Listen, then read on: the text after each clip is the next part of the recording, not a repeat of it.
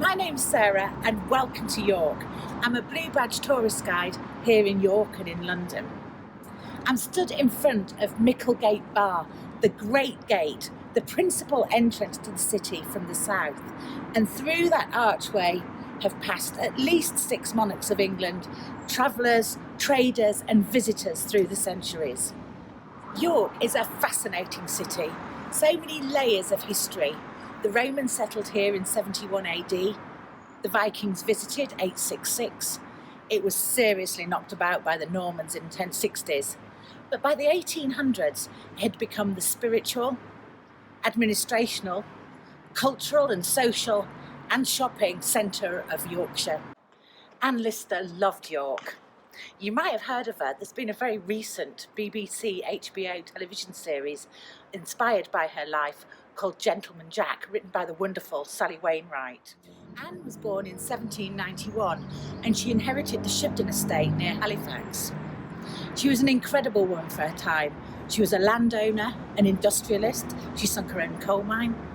She was an explorer, she climbed mountains, she had an interest in science, she was a fierce intellect, sometimes considered to be the first modern-day lesbian, and she was also a diarist.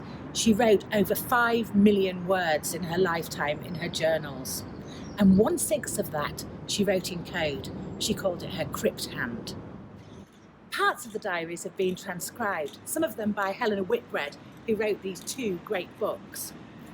There are also a team of volunteer transcribers working furiously at the remaining 40%.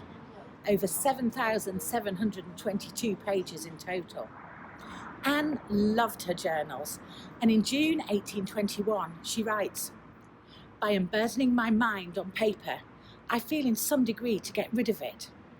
It seems made over to a friend that hears patiently, keeps it faithfully, and by never forgetting anything, is always ready to compare the past and present, and thus to cheer and edify the future." And that's what I'd like to do, compare the past and present and cheer and edify.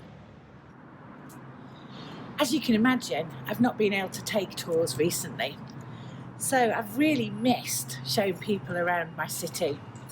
So I've decided to create a few little excerpts and load them up onto YouTube.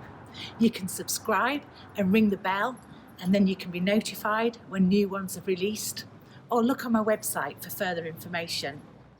Come with me and let's have a look at Anne Lister's York.